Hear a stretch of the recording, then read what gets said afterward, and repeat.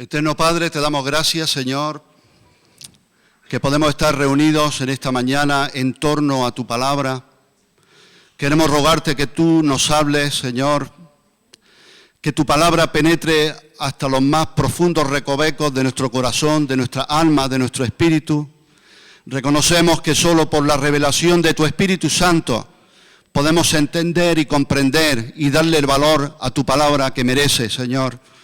Abre nuestros ojos de nuestro entendimiento y háblanos, Señor, que tu iglesia salga hoy inyectada de tu vida, de tu ánimo, de una visión que viene de ti, que viene del cielo.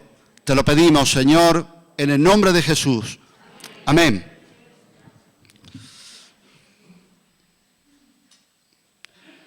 Bien, el domingo pasado, ¿alguien recuerda el título del mensaje del domingo pasado? La pregunta de Juan el Bautista, perfecto. Bien, pues va de personaje. En esta mañana el título del mensaje es Claves de victoria del apóstol Pablo.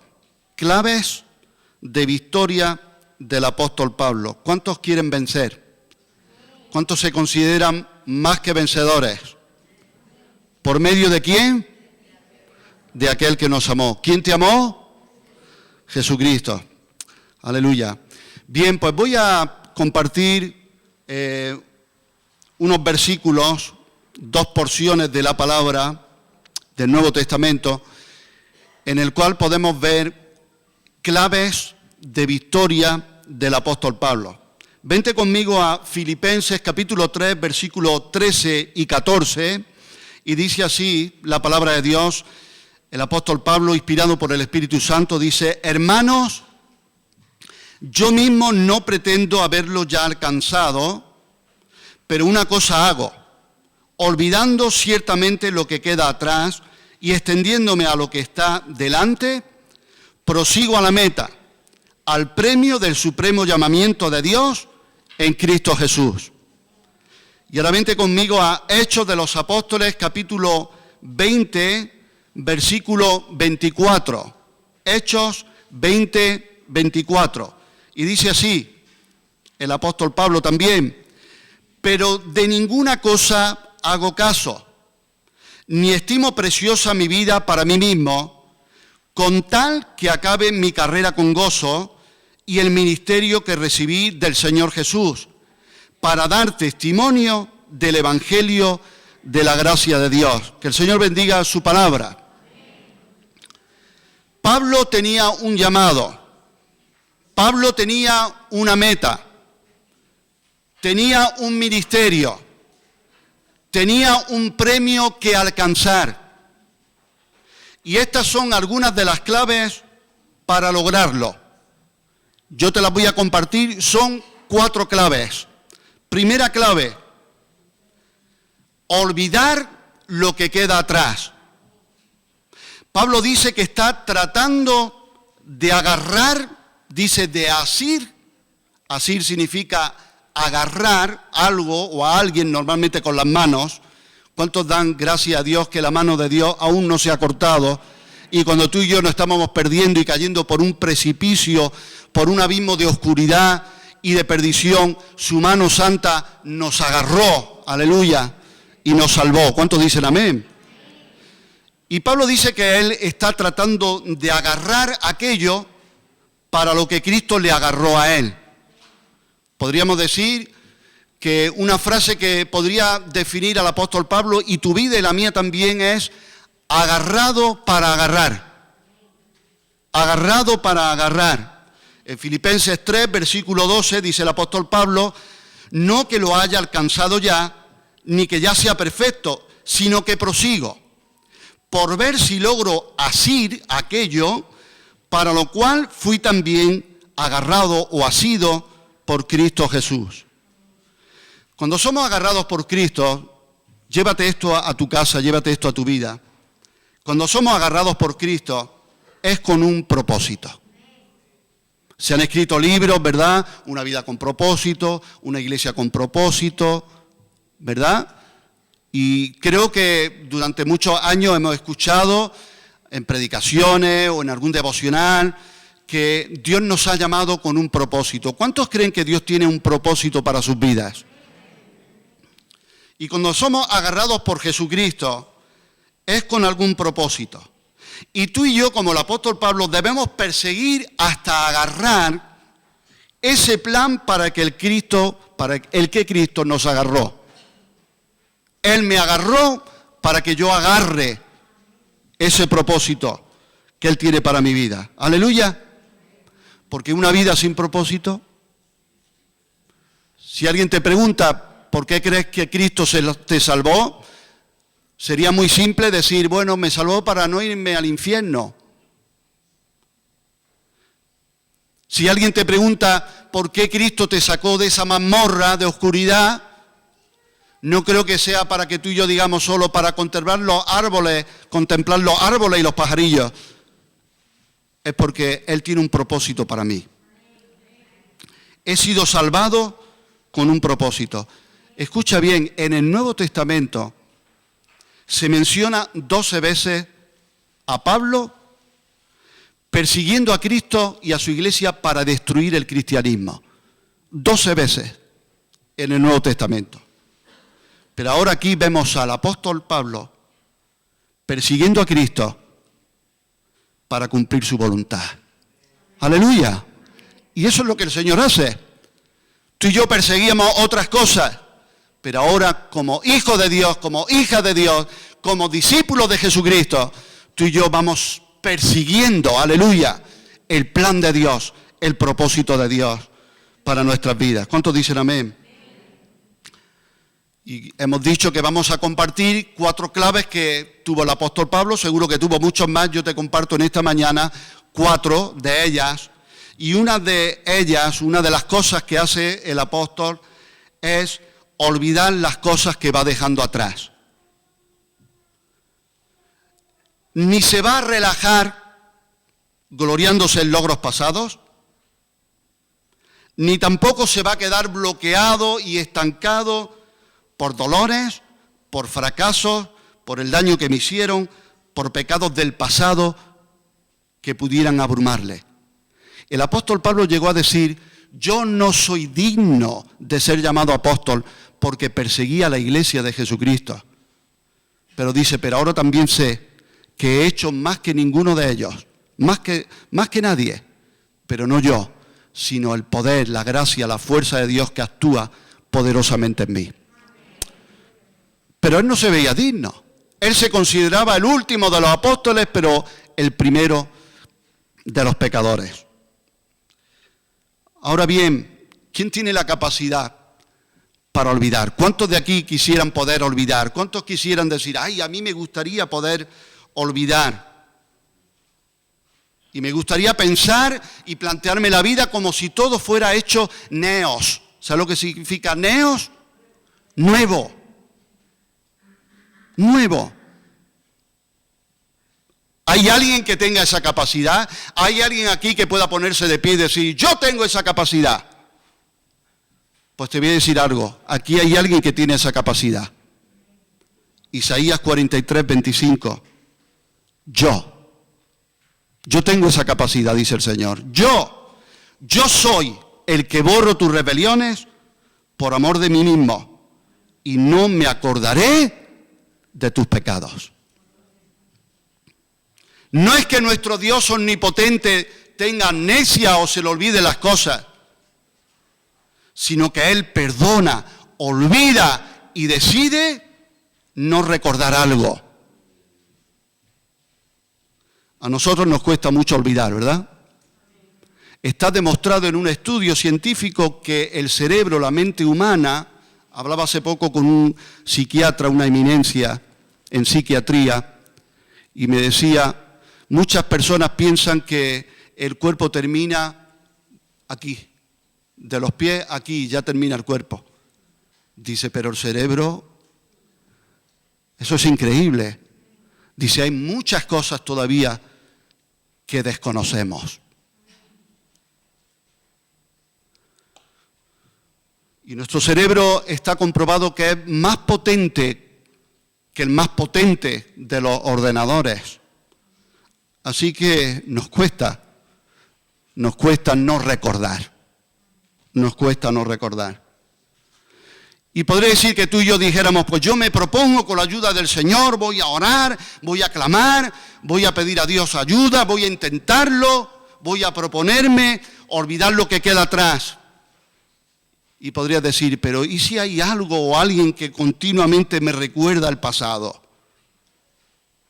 ¿Y si hay algo o alguien que continuamente va a la herida? Yo te aconsejo y me autoaconsejo algo que nos puede ser de ayuda. Proverbios 19:11 dice la palabra de Dios: la cordura del hombre detiene su furor y su honra es pasar por alto la ofensa. ¿Cuántos quieren ser honrados por el Señor? ¿Cuántos quieren tener la honra y la cordura que Dios da? Señor, con tu ayuda, en tu fuerza, voy a pasar por alto la ofensa. Segunda clave, dice el apóstol, extenderse hacia lo que tengo por delante. Otra traducción lo dice de esta manera: hermanos, yo sé muy bien que todavía no he alcanzado la meta. ¿Hay alguien aquí que sabe muy bien que todavía no ha alcanzado la meta?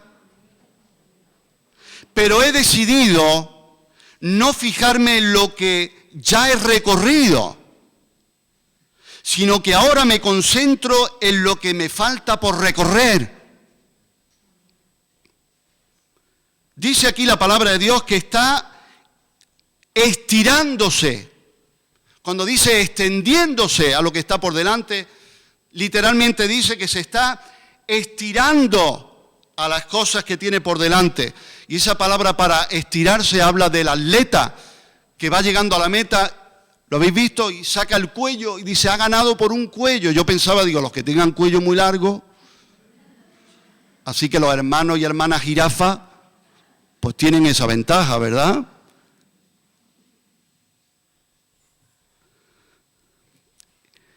El apóstol Pablo se estiraba hacia lo que tenía delante, hacia la meta.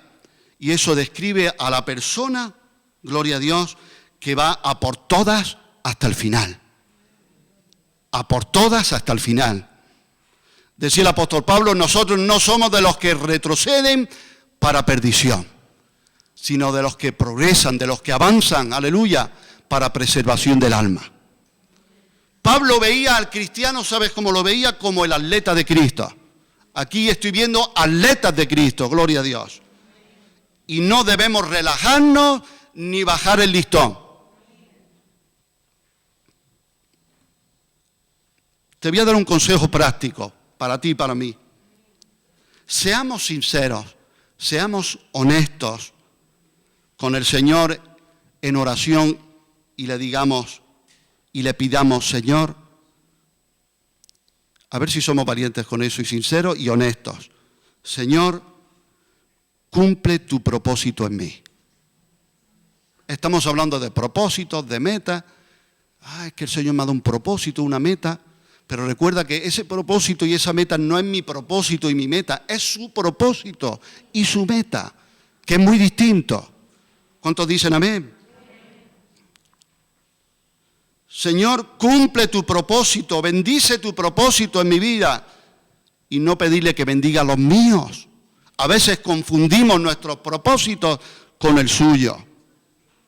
Te voy a contar algo que seguramente me habéis oído en otras ocasiones, pero para el que no sepa, te pongo una ilustración. Había un hombre que tenía una granja y en un granero donde guardaba toda la paja para sus animales, el alimento de sus animales, un día encontró que había un pajarillo que estaba en ese montón de paja haciendo un nido. Y este hombre, pues cuando vio ese nido, pues fue que estaba comenzando a hacerse, lo rompió. A los pocos días entraba y veía que el pajarillo de nuevo intentaba recomponerse y hacer ese nido ahí en ese montón de paja. Y este hombre, este granjero, otra vez lo destruía, otra vez lo rompía. Y así una semana, otra semana, el pajarillo intentando construir y el granjero empeñado en destruir. Hasta que el pajarillo ya tomó otra decisión. Claro, el granjero entró un día y vio que este pajarillo ya no estaba haciendo el nido en el montón de paja, sino en lo alto del tejado, en una esquina muy alta. Y el granjero ya lo dejó. Que terminara su nido, que pusiera sus huevecitos, ¿verdad? Que vinieran sus polluelos. ¿Qué ocurrió tiempo después? Hubo un incendio y en ese granero toda la paja ardió. Si el nido hubiera estado ahí, hubiera sido destructivo todo, ¿verdad? Pero el nido estaba en lugar alto y lugar seguro. ¿Qué nos habla esto? Yo te digo lo que a mí me ha pasado. Desde mi juventud yo he tratado de hacer nidos. ¿Cuántos han tratado de hacer nidos? Y he visto como el Señor ha venido a veces y ha ido rompiendo un nido, otro nido. Señor, pero si yo desde joven te estoy sirviendo, si yo desde joven trato de agradarte. Yo recuerdo cuando acabé mis estudios, nos hicieron unas pruebas, vinieron miles de personas desde todos sitios de España. La primera prueba, que era muy difícil, yo la aprobé, la saqué para entrar en Canal Sur, y digo, ya me veo en Canal Sur trabajando, he acabado mis estudios, soy un joven consagrado al Señor, me estoy guardando en santidad, respeto a mi novia, Señor, te estoy adorando, voy a la iglesia, te sirvo. Digo, esto está, todo cuadra, la bendición es para mí, no para estos impíos. Pero nada.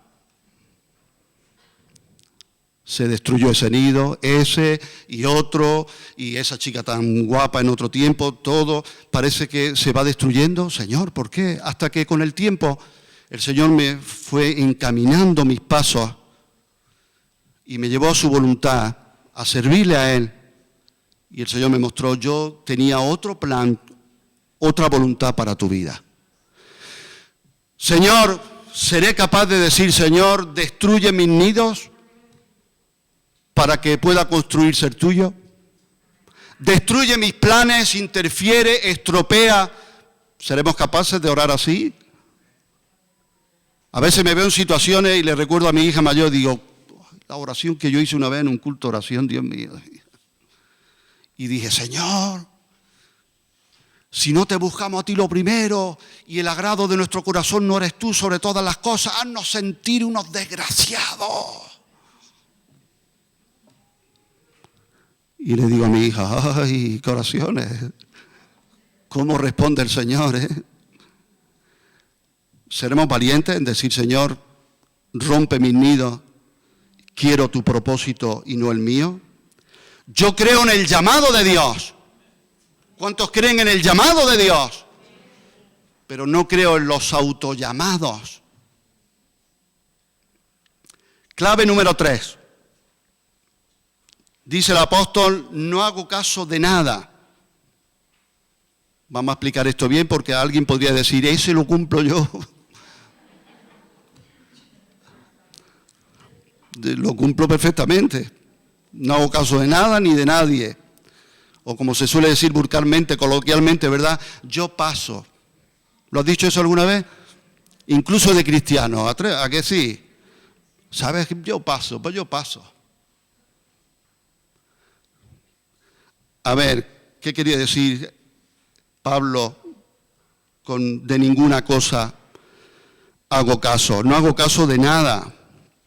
Bueno, te digo y te recuerdo que el apóstol Pablo, en uno de los encabezamientos de una de sus cartas, dice, Pablo, siervo de Jesucristo, apóstol del Señor, dice que sirvo a Dios, dice, con limpia conciencia desde mis mayores. Mira que dos cosas unidas. Servía el apóstol Pablo, ¿era un pedazo de apóstol el apóstol Pablo o no? Que escribió casi la mitad del Nuevo Testamento, inspirado por el Espíritu Santo. Pues él dice, sirvo a Dios con limpia conciencia. Necesitamos limpia conciencia para servir a Dios. Y que dice también, desde mis mayores. No es que él decía, yo voy por mi cuenta, yo paso. No, ¿ves cómo no era por ahí la cosa? ¿A qué se refiere?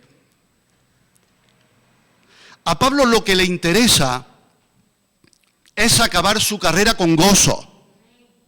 y cumplir el ministerio que recibió del Señor, de predicar el evangelio de la gracia de Dios. El apóstol Pablo sabía que podía hacer muchas cosas. Tú y yo podemos hacer muchas cosas. A veces es bueno hacer cosas, otras veces no tanto. Pero el apóstol Pablo llega a decir, cuando escribe a los Corintios, decía, el Señor no me llamó a bautizar. No sé si bauticé a alguno, a Estéfanas, a alguno de su casa y tal, pero él dice, yo no, porque había, tú sabes, la controversia y los líos que había en Corinto, que unos decían, yo soy de Pablo, yo soy de Cefas, yo soy de Cristo, ya, y Pablo tiene que explicar, ¿fuiste bautizado en el nombre de Pablo? Que dice, yo, además no he bautizado a muchos, que yo recuerde, y menciona a algunos, pero él deja claro que no ha sido llamado para bautizar, sino a predicar. Pero el apóstol Pablo podría bautizar, claro que sí, pero lo que nos enseña aquí la palabra es que había algo muy específico para lo que Dios lo había llamado, y era predicar el evangelio. Y Dios quiere resaltar en tu vida y la mía eso específico sobre todas las cosas para lo que te quiere usar a ti y para lo que me quiere usar a mí. Aleluya. Y a él le interesaba, a él lo que le interesaba era eso, acabar su carrera con gozo, cumplir el ministerio que recibió del Señor. Y la pregunta para ti, para mí en esta mañana es, ¿qué te interesa a ti? Otra buena pregunta que nos podemos hacer, ¿qué es lo que a mí me interesa? ¿Qué me interesa a mí de verdad? El apóstol Pablo da otra clave, número 3, no hago caso de nada. A ver, vamos a tratar de entender un poco mejor. En Eclesiastés capítulo 7, versículo 21, dice la palabra, tampoco apliques tu corazón a todas las cosas que se hablan, para que no oigas a tu siervo cuando dice mal de ti. En otras traducciones lo dice de esta forma, tampoco tomes en serio todas las palabras que se hablan, no sea que oiga a tu siervo maldecirte. Y también en otra traducción dice, no hagas caso de los chismes y así no sabrás cuando tu empleado hable mal de ti. ¿Cuántos jefes hay aquí? A ver, levante su mano. No hagas caso de todo, no apliques tu corazón a todo. Pablo no hacía caso, es decir, no ponía su corazón, no ponía todo su ser en lo que se decía, no lo ponía tampoco en las circunstancias, y escucha bien, ni tan siquiera lo ponía todo en profecías sobre su vida que eran certeras y que eran verdaderas. Recuerda a un tal Agabo, un profeta, que dijo de Pablo, de lo que vio allí, de no sé si era el calzado, el cinturón, creo que era, ¿no? Dice, de quien pertenece este cinturón, esta persona va a sufrir mucho en Jerusalén y tal, y todos se tiraron a rodear a Pablo. Ay, no, que no te pase estas cosas. ¿Cómo reaccionó Pablo? Déjame. Si es que yo no estoy solo dispuesto a sufrir por el evangelio, sino a morir. Que no hacía caso de nada, era que no se hacía caso ni de él mismo, ni de su sensibilidad, ni de su hipersensibilidad, ni esto me ha herido, es que esto me ha molestado. Es que Pablo no se quedaba trancado por nada, ni por nadie. Él tenía muy claro cuál era su propósito. ¿Cuántos dicen amén? A mí uno de los miedos, como he dicho aquí, el apóstol Pablo le profetizaron que iba a sufrir en Jerusalén. Cuando era jovencito, uno de mis miedos era, cuando yo miraba a Daniel del Vecchio, nuestro apóstol, todas las cosas que había sufrido, cuando veía a mi pastor, a Benito, todas las cosas que sufría, yo recuerdo que fui a hablar con él un día y le dije, Benito, yo quiero servir al Señor, yo siento el llamado de Dios, pero yo estoy observando y creo que los pastores, los siervos de Dios, sufrí mucho, ¿no? Sufrí ciertas cosas que a mí me dan miedo, porque el dardo que yo tenía, que se me estaba clavando, era, y si tú un día sirves al Señor de una manera más completa, más entregada, ¿qué te va a pasar a ti?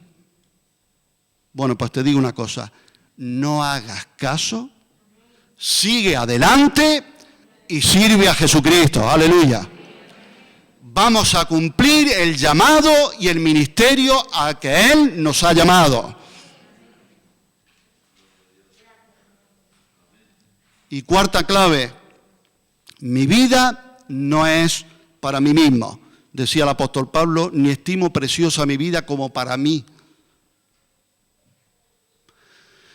Yo, mío, mí, son posesivos. ¿Está por ahí Ana Sola? ¿Está? ¿Está? Que eso que, no, a ver si no te pongo ahora. Bueno, tapaos todos los oídos, que le voy a preguntar una cosa. ¿Esos posesivos son pronombres, son sustantivos o pueden ser ambas cosas? Si van delante un nombre, son posesivos. Y dentro, me ha parecido leer algo, dentro de lo que son posesivos hay algo que se llama fuertes y débiles. ¿No te suena? Bueno, pero los posesivos son, ahí entran yo, mío, mí, ¿verdad? Bueno, algunos dicen que son posesivos fuertes, otros débiles, y un siervo de Dios tuvo una gran revelación. Él dijo, yo, mío, mí, son posesivos agresivos. ¿Cuántas veces hemos oído o hemos dicho, hay que morir al yo? A ver, ¿cuántos? Levante su mano. ¿Lo ha oído eso alguna vez? ¿Lo has dicho? Eso se decía, hay que retomar eso otra vez. ¿Qué te parece? Yo me acuerdo al principio de la vida cristiana decíamos mucho, hay que morir al yo, hay que morir. ¿Y quién es el yo?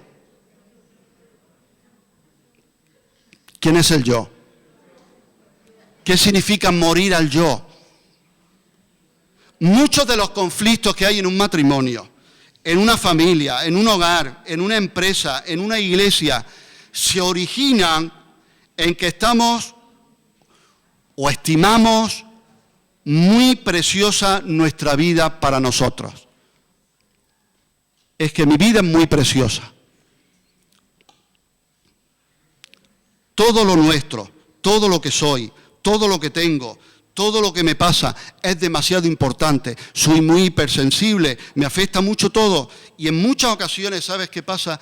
Todos esos posesivos desembocan en lo que dijo el apóstol Pablo en Filipenses 2:21, porque todos buscan lo suyo propio, no lo que es de Cristo Jesús.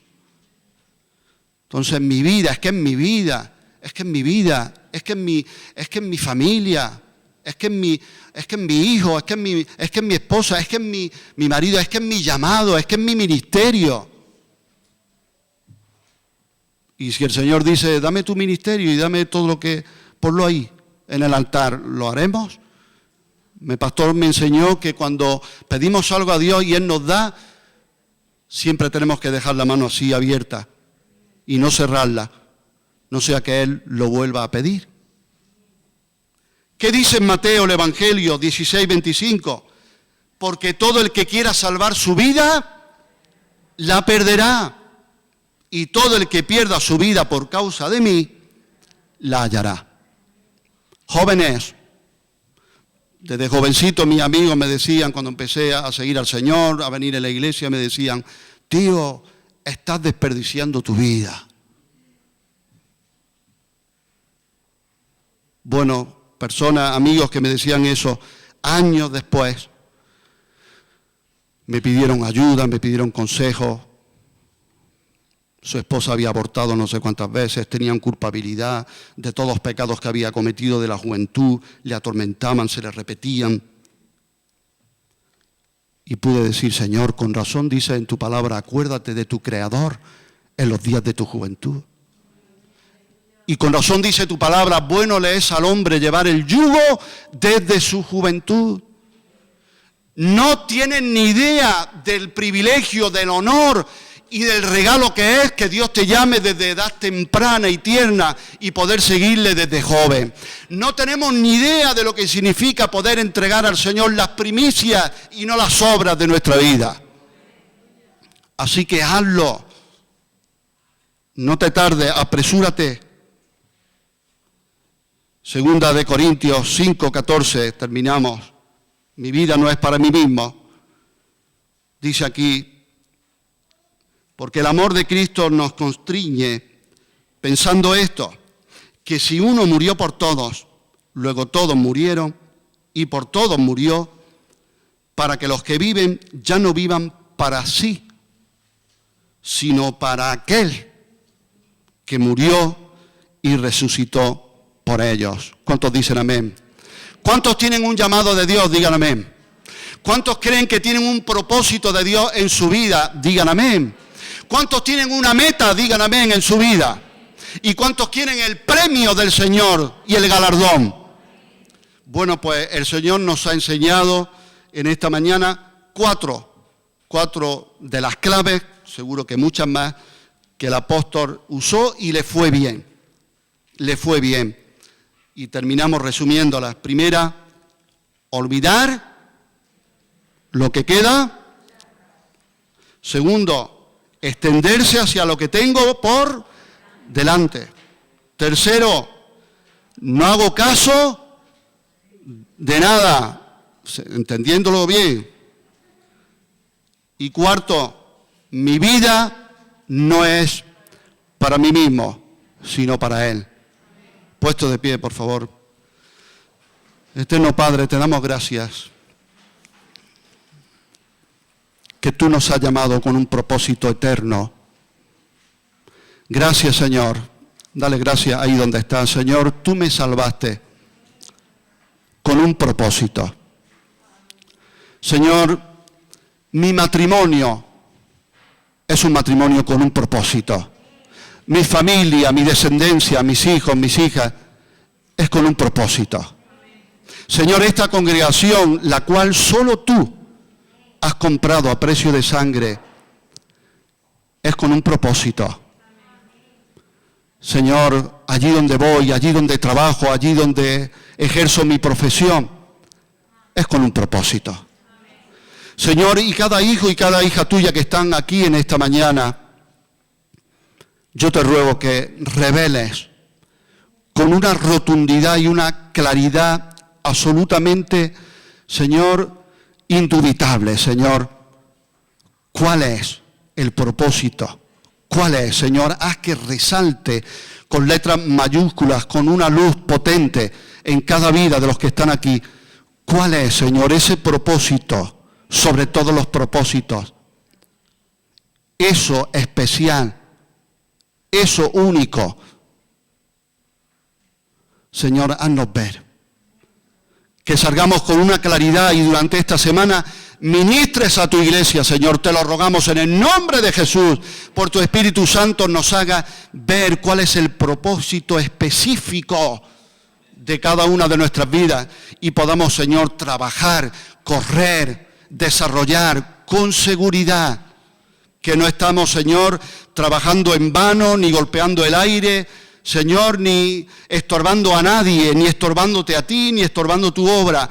Señor, quiero ser útil en tus manos y útil, Señor, desarrollando el propósito para el cual tú me agarraste. Señor, dile ahí donde estás, quiero agarrar la voluntad específica, el propósito para lo cual tú me agarraste a mí. Señor, gracias por agarrarme, gracias por asirme. Y ahora como iglesia queremos, como dice tu palabra, estar asidos de la cabeza. Aleluya, envía tus órdenes, Señor. Tú eres la cabeza. Cristo es la cabeza de su iglesia, de su cuerpo, de cada miembro. Señor, y tu cabeza está muy clara de ideas, muy clara de propósitos eternos, muy limpia, muy santa. Envía esos impulsos, envía esos pensamientos, envía esos deseos, envía esos anhelos, envía, Señor. Tú dices en tu palabra, reconoce al Señor en todos tus caminos y Él enderezará tu vereda. Nosotros como iglesia terminamos el culto en esta mañana reconociéndote. Señor y Rey, Jesucristo, Santo, el gran yo soy. Reconocemos, Señor, te reconocemos como Señor y Salvador de nuestras vidas. Queremos reconocerte en todos nuestros caminos. y te suplicamos, endereza nuestras veredas. Ven caminando nuestros pasos, Señor. Porque tú dices que por muy torpes que seamos, por ese camino de santidad no nos saldremos. Y Señor, mientras estamos en ese camino, lo cojo no se saldrá, sino que será sanado. Será sanado. A ti te damos la gloria y la honra en el nombre de Jesús. Aleluya. Gracias por estas claves. Ayúdanos a rumiarlas, a aplicarlas por tu Espíritu Santo en el nombre de Jesucristo. Y si la iglesia está de acuerdo, dice amén.